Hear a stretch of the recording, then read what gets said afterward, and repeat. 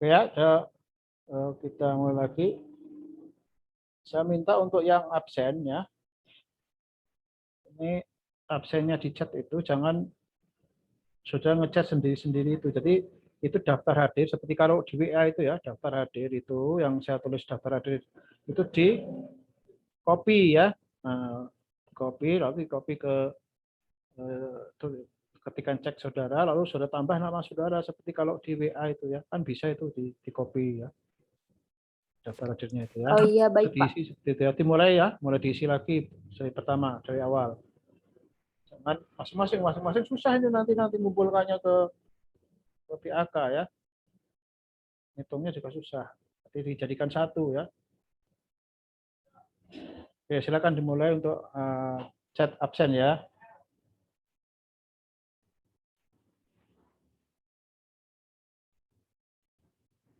Yang sudah, jadi sekarang karena mulai baru lagi ya, yang sudah chat di pertama tadi tetap saudara harus ngisi absen ya, daftar hadir yang di pertama tadi ya.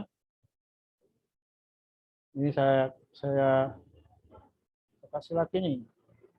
Saya tulis lagi ya, saya chat lagi nanti saya tinggal isi. Sambil memikirkan pertanyaan dari Rianudin tadi ya.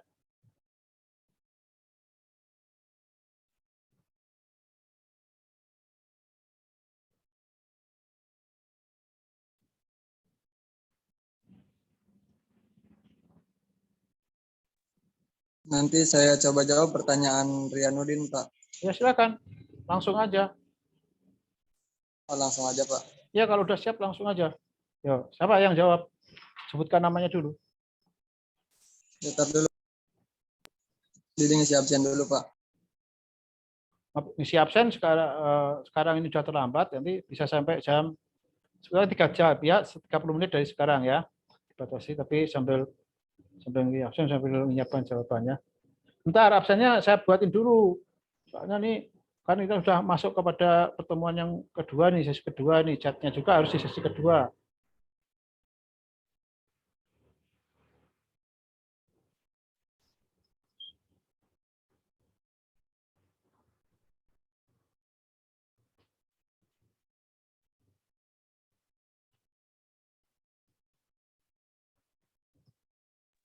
Oh, tadi Didi udah untuk sesi pertama udah absen, berarti gak usah absen lagi, Pak?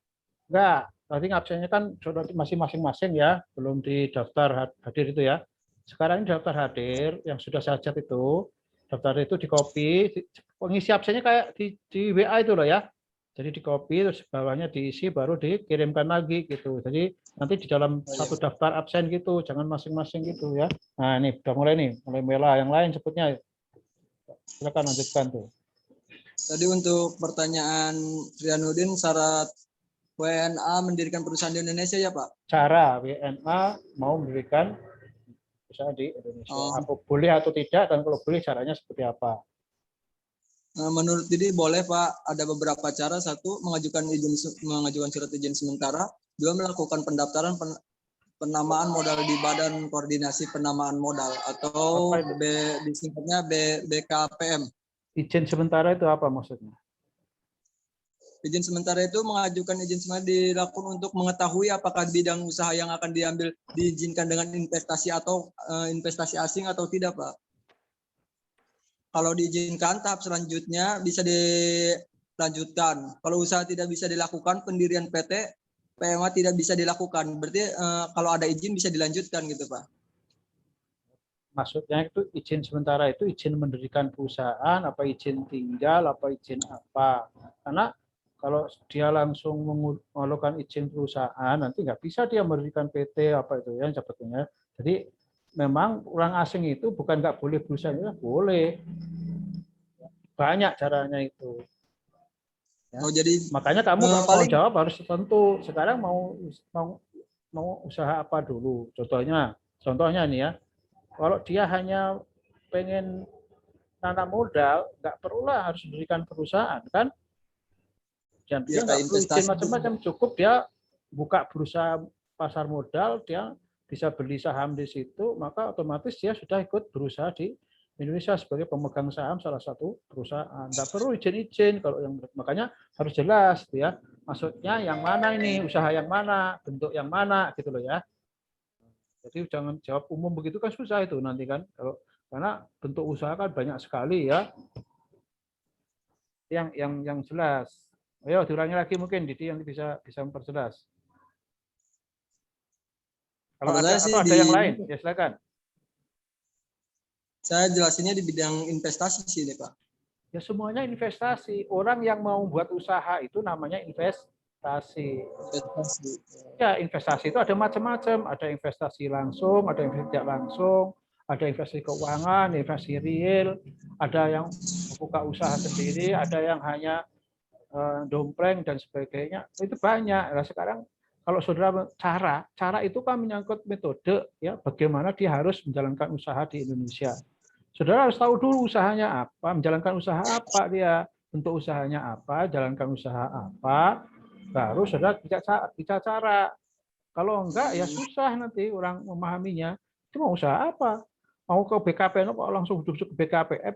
BKPM itu hanya ngurus izin doang, ngurus izin ya. BKPM itu kalau saudara mau investasi, umpamanya contohnya nih ya, mau mendirikan pabrik di Indonesia, maka saudara harus nanti lewatnya itu akhirnya izinnya itu BKPM. Tapi sebelum saudara mengizinkan BKPM itu ada cara-cara yang harus saudara tempuh. Nggak mungkin langsung duduk datang ke Bapak, saya mau izin mendirikan usaha, bisa begitu, ya kan? Walaupun dia pintu pertama ya nanti pertama nggak langsung. Tapi pasti kalau dia mau menjalankan usaha apa ini? Kalau saya mau membeli saham dari perusahaan yang ada di Indonesia, cukup aja di pasar modal. Kecuali kalau dia mau mendirikan pabrik, contohnya untuk di kawasan industri, nah nanti dia masuk di situ mau mendirikan usaha apa, ditanyakan pasti, namanya dalam pabrik ini dalam bentuk usaha apa, PT ya, berarti kan harus mendirikan PT dulu gitu. Nah, bagaimana orang yang mendirikan PT? Itu memang ada caranya itu. Gitu. Contohnya seperti itu ya. Kalau mau buka perusahaan perorangan, bagaimana? Boleh nggak dia buka perusahaan perorangan di Indonesia? Semuanya itu. Nah, itu contohnya seperti itu. Karena kalau boleh, berarti semua orang asing, orang Cina itu semua datang berbondong-bondong di sini, nanti bisa buka usaha. Enggak begitu kan? Nah, jadi kalau karena pertanyaannya itu kan memang umum tadi ya. Pertanyaan bagaimana apakah orang asing boleh usaha di Indonesia? Jawabnya boleh. Hanya bagaimana caranya lah. Begitu kita sampai cara, saudara harus apa? Harus spesifik itu. Ini mau apa? Usahanya dalam bentuk apa? Investasi langsung atau investasi tidak langsung? Kalau investasi tidak langsung, nggak perlu ke BKPM, cukup ke pasar modal, ya kan? Tapi kalau investasi langsung, memang nanti pintunya itu melalui BKPM, ya, pintunya melalui BKPM.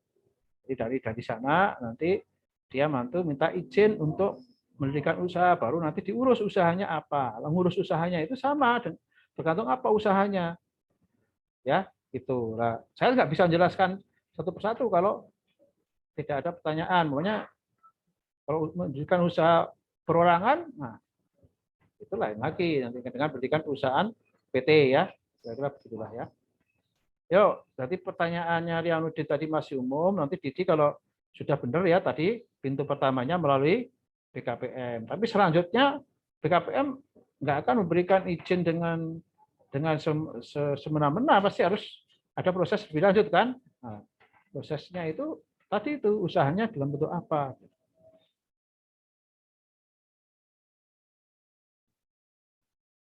Oke, silakan diperjelas. Mungkin kalau Didi belum ketemu juga bisa yang lain lagi.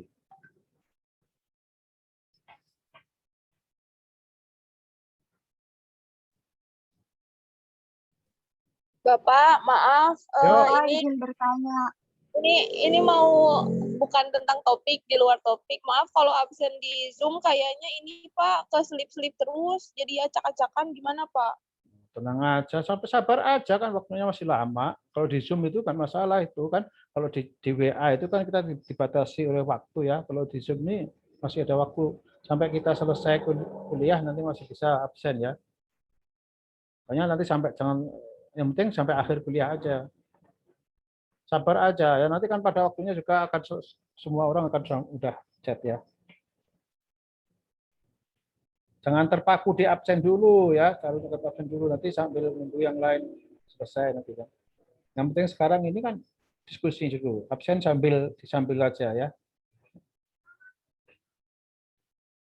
Bapak izin bertanya. Yo silakan. Mengapa badan hukum asing yang ingin beroperasi di Indonesia harus menjadi PT dulu? Badan hukum asing yang akan operasi Indonesia harus menjadi PT dulu. Ini dari mana saudara tahu? Itu kan saudara sudah tahu tuh sebenarnya bahwa pertanyaan ini sudah tahu jawabannya, ya. Karena Tadi, berarti badan hukum pada orang asing yang mau berusaha dalam apa harus membuat PT dulu gitu maksudnya kan? Itu kan bukan itu kan itu jawaban kan? Seperti pertanyaannya si Rundin tadi itu kan, bagaimana apakah orang asing boleh buka usaha di Indonesia? Nah, bagaimana caranya? Itu kamu jawab. Pertanyaan kamu itu seperti menjawab pertanyaan Rundin bahwa untuk membuat usaha Indonesia, perusahaan asing harus membuat PT dulu. Itu pertanyaan kamu. Itu jawab sebelum bentuk jawaban kalau pertanyaannya begitu. Ya. Nah, pertanyaannya yang mana itu? Oh, iya. Ini kan jawab seperti menjawab itu ya, bahwa orang asing yang membuka usaha di Indonesia harus membuat PT, itu kan menurut kamu tadi. Lalu pertanyaannya yang mana itu? Ya. Enggak harus PT, Pak. Bisa ke ini juga apa?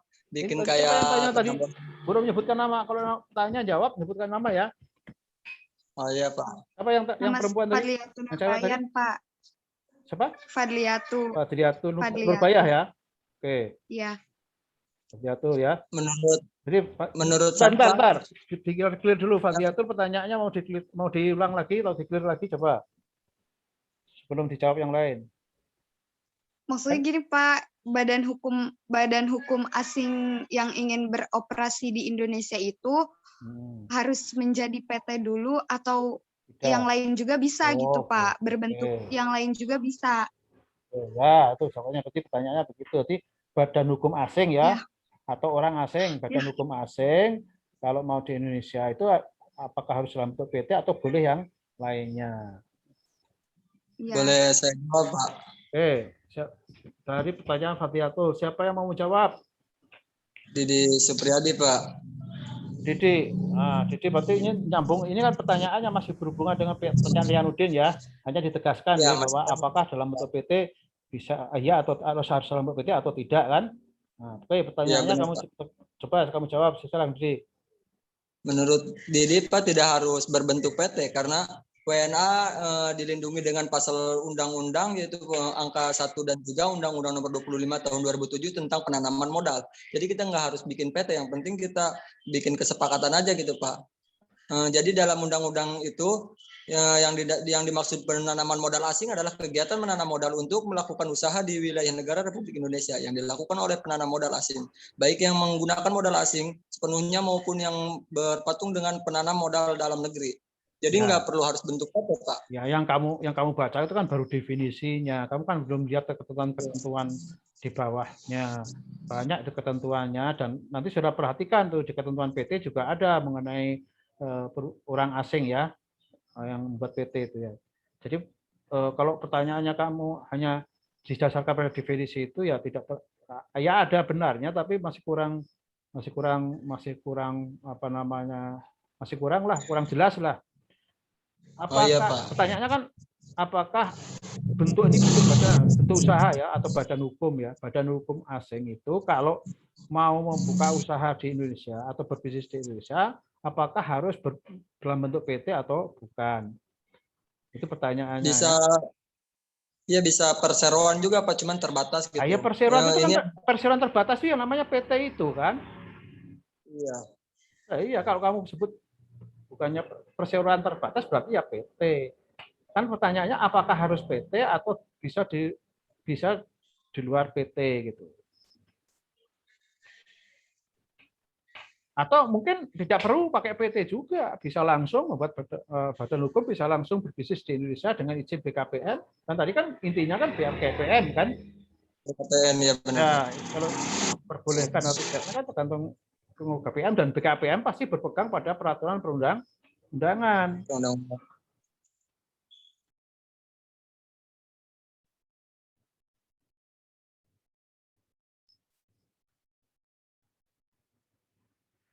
Oke, ada yang menambah. Pertanyaan Didi tadi tidak salah ya, bahwa tidak selalu harus dalam bentuk PT. Betul, tidak selalu dalam bentuk PT. Ya. Jadi alasannya bukan karena tadi itu ya, yang pasal yang berdefinisi itu ya. Tapi karena memang banyak badan di Indonesia itu kan banyak ya, badan hukum ya. Badan hukum banyak ya.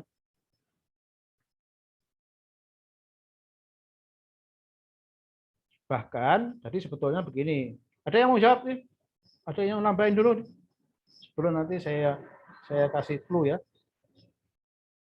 Pak, maaf, ini kayaknya absen di chat Zoom terbatas deh, soalnya udah nggak bisa ngetik lagi.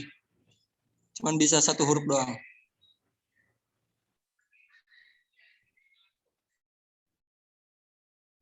Sudah sampai nomor berapa itu? Diterusin aja. Nanti di daftar nyambung ke chat yang berikutnya, tapi dimulai dari nomor yang baru. Namanya ini 32 ya. 32 yang paling berarti mulai dari 33. Jadi nggak usah 33 di-copy bikin semuanya. lagi apa ya? Nggak usah di-copy semuanya. Oke, Pak.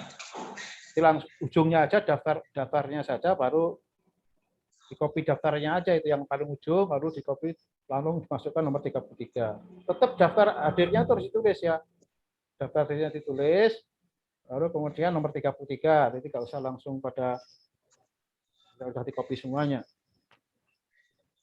Itu maksudnya judulnya ya, daftar hadirnya itu tetap harus di bawah ya, di-copy.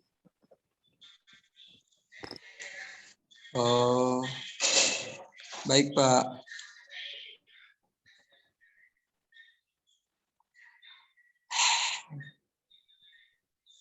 Ya, yuk terus langsung siapa lagi yang bertanya tadi? Masih ada?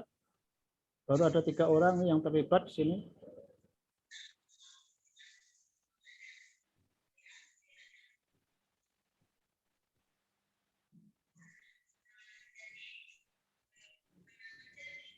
Wah, ini kok nomor 33 beda orang bagaimana? Pakai salah satu aja itu.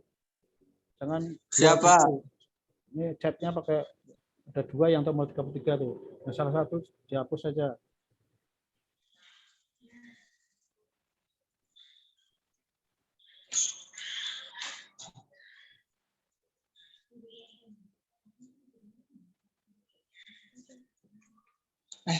Maaf. Mulainya dari 33 ya. Oke, silakan yang lain yang sudah absen, yang mau bertanya atau mau nambahin jawaban pertanyaan dari Rianuddin dan Fadriatul tadi.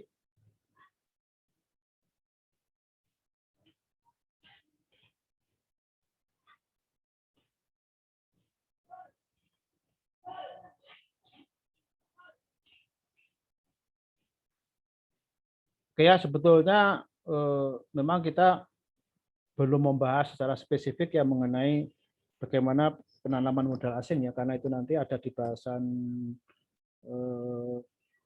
akhir ya, bahasan spesial karena memang ada undang-undangnya khusus ya.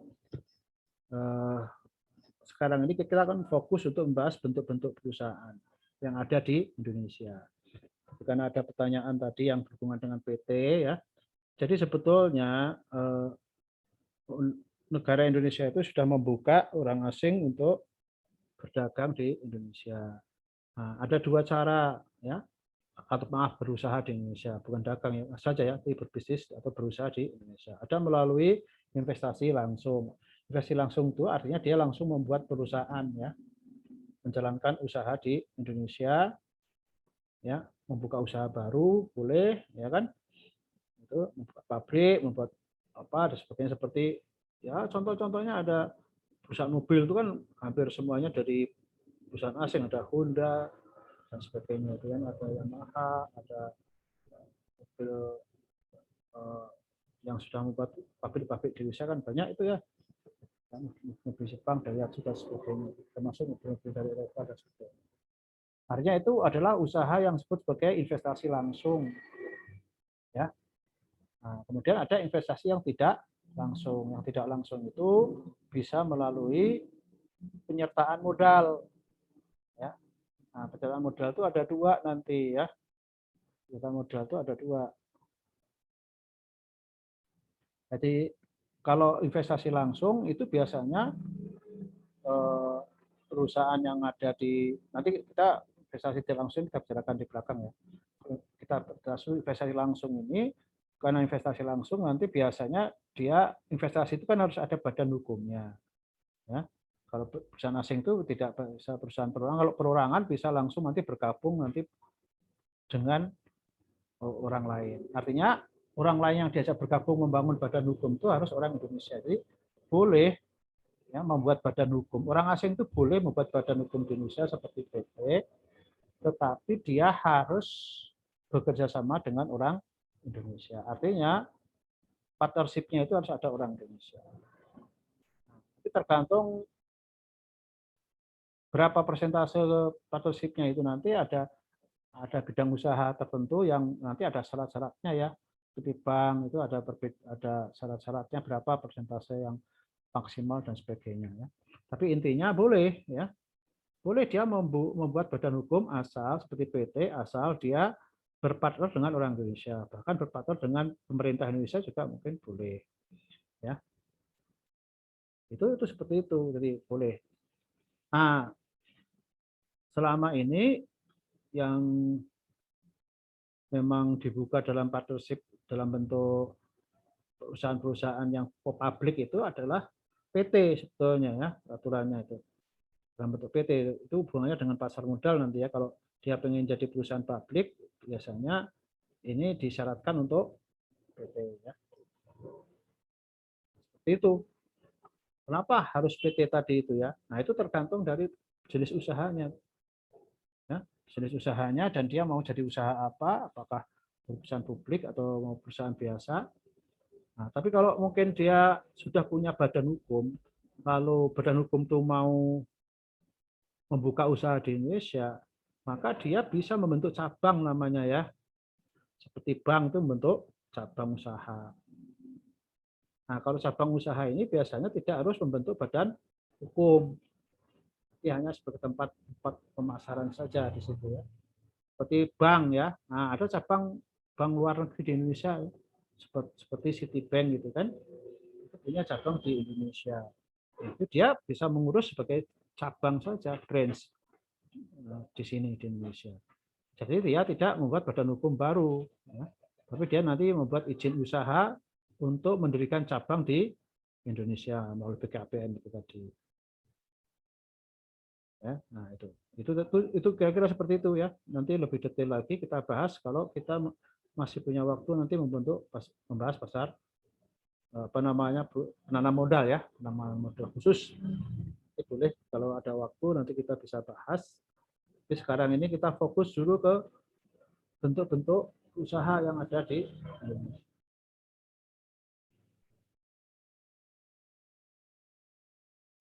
Oke, silakan dilanjutkan dengan pertanyaan lagi karena jawabannya si Hadiatul juga ada saya termasuk sudah jawab tadi ya. Apakah harus dalam bentuk PT? Apakah boleh yang lain? Itu tergantung dari usahanya tadi. Kalau dia hanya mau buka cabang saja, ya dia kan nggak bisa bentuk perusahaan, tergantung keputusan yang di luar sana apa. Karena nggak perlu harus bentuk usaha lagi.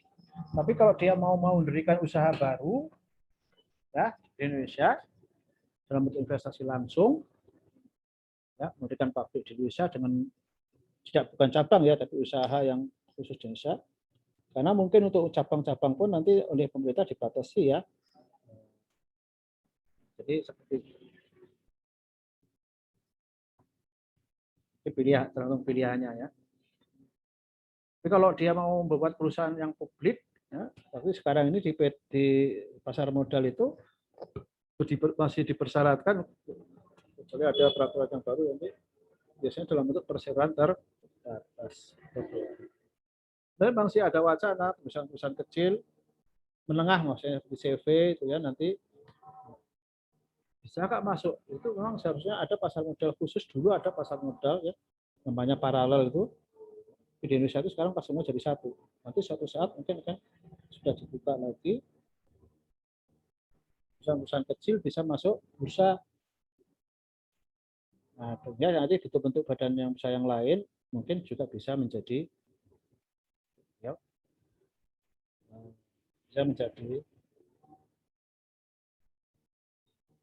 perusahaan publik. Karena kalau saudara perhatikan di Indonesia itu, kalau saudara mau menjual saham, nah sekarang perusahaan yang modalnya dalam saham itu kan PT ya, PT, dan yang dalam bentuk badan hukum itu baru PT sekarang. Nah, sedangkan koperasi dan sebagainya itu bukan dalam bentuk saham. Ya, jadi mungkin itu yang sekarang jadi persoalan. Kecuali nanti kalau perusahaan itu hanya akan mau menjual obligasi, ya sekarang tergantung pemerintah. Siapa yang boleh mengeluarkan obligasi? Apakah semua perusahaan? Nah, perusahaan go publik lah. Syaratnya go publik itu nanti tergantung dari OJK ya, yang mengatur aturannya ada di OJK, ya kan? Dan pasar modal atau bursa ya, Bursa Efek Indonesia. Oke, ya silakan yang mau bertanya lagi. Berikutnya, yuk.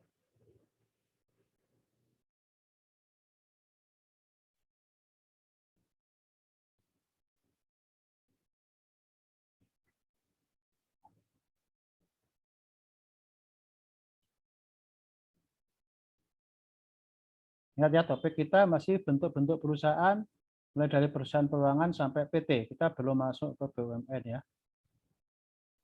Kalau bisa kita bahas sesuai dengan topik saja dulu biar fokus.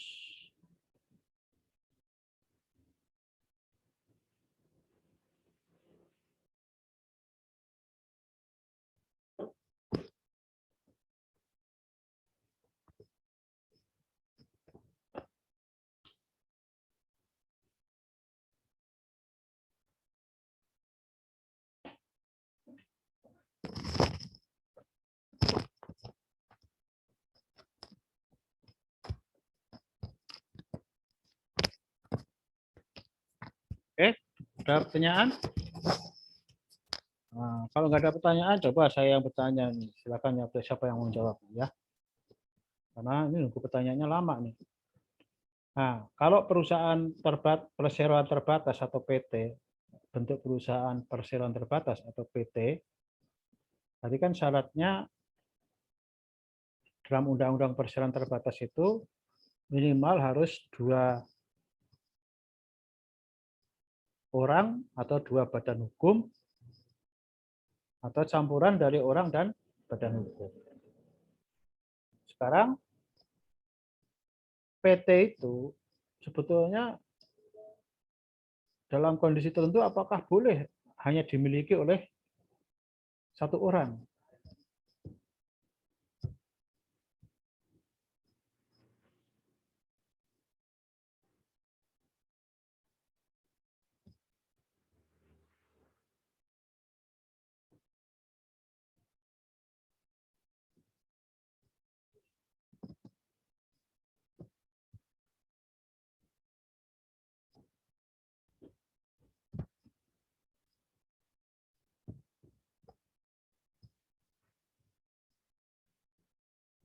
Itu secara hukum sebetulnya apakah PT itu boleh hanya dimiliki oleh satu orang saja? Bukan didirikan ya, saya tidak bicara masalah pendirian.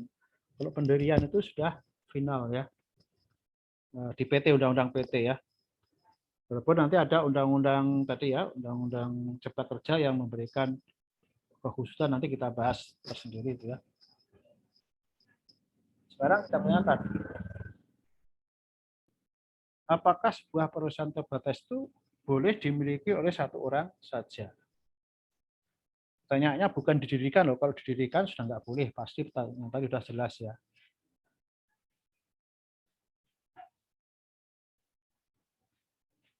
Tapi apakah boleh dimiliki oleh 1 orang? Kan setelah berdiri saham itu kan bisa dijual. Kalau pemegang saham yang satu, ada 2 orang yang tadi kan yang mendirikan.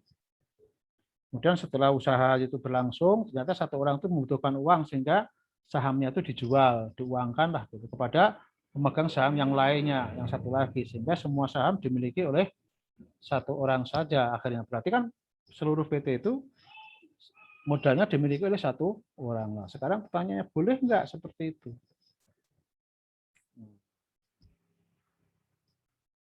Pertanyaannya bukan boleh dan tidak boleh, harus dijelaskan alasannya dan dasarnya ya. Oke, siapa yang mau jawab? Silahkan. Kalau ada pertanyaan yang berikutnya boleh juga ya. Ini saya memberi pertanyaan karena memang tidak ada yang tanya dulu. Tapi kalau ada yang bertanya juga boleh. Boleh bertanya yang lain atau menjawab pertanyaan saya tadi. Silakan.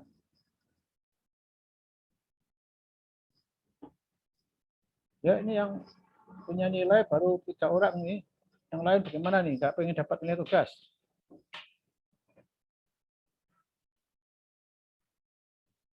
Enggak ya.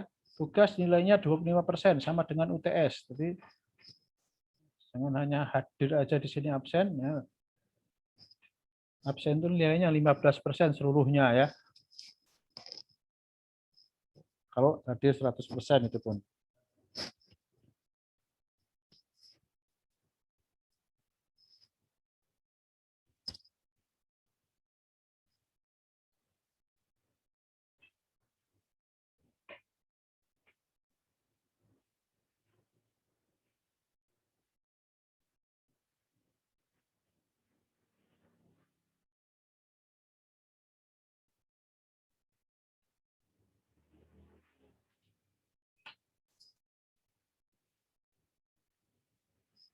Ayo, siapa lagi? Yang boleh bertanya, boleh menjawab pertanyaan saya tadi. Ya.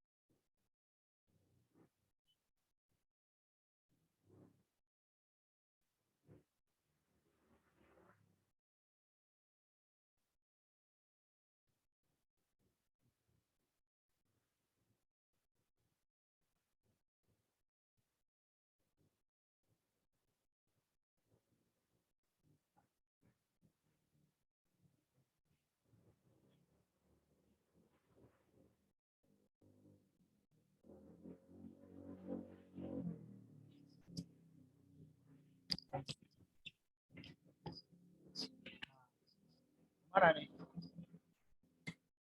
Diskusi dengan persiapan 1 minggu. Nggak ada yang bertanya, nggak ada yang menjawab ya. Pak, saya izin menjawab, Pak, yang pertanyaan Bapak. Jadi, siapa? Rianudin ya? Siapa ini? Ya, Pak. Kata Bapak tadi, apakah perseroan terbatas bisa dimiliki oleh satu orang? Menurut saya pribadi sih, perseroan terbatas itu kalau emang benar orang itu udah siap secara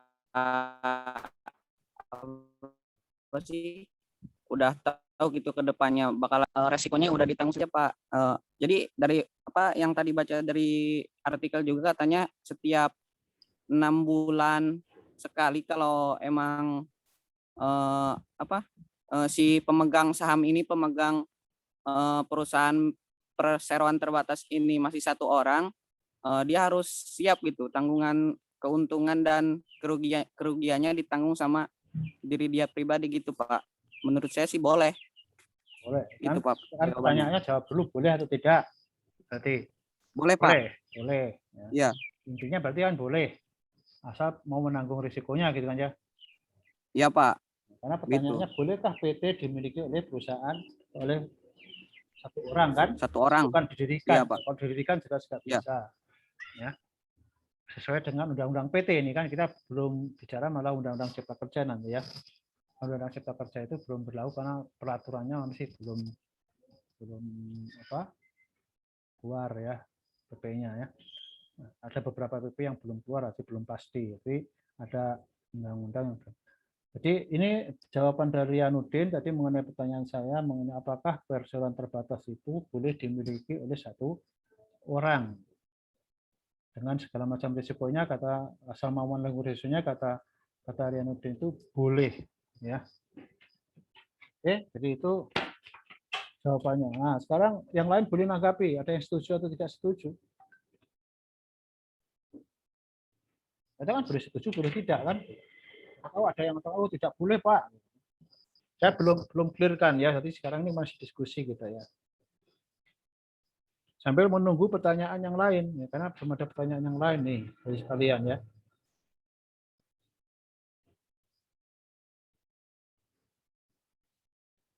Ada yang lain? Yang mau menanggapi?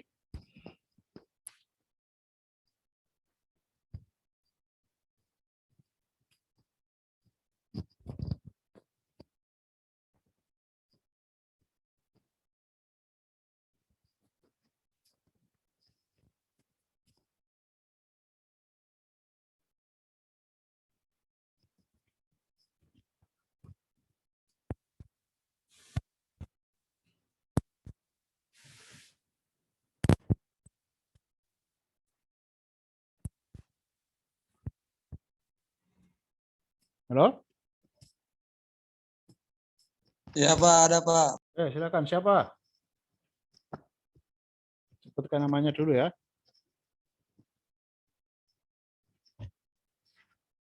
Siapa yang mau menanggapi atau mau bertanya?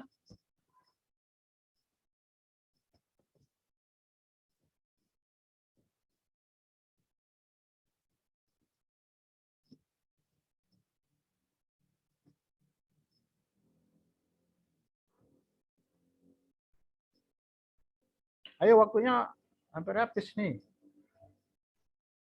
Karena kita waktunya terbatas ya. Moro-moro kayak seharian mau diskusi. Kita hanya punya waktu 1,5 jam dan sudah terpakai ini 1 jam.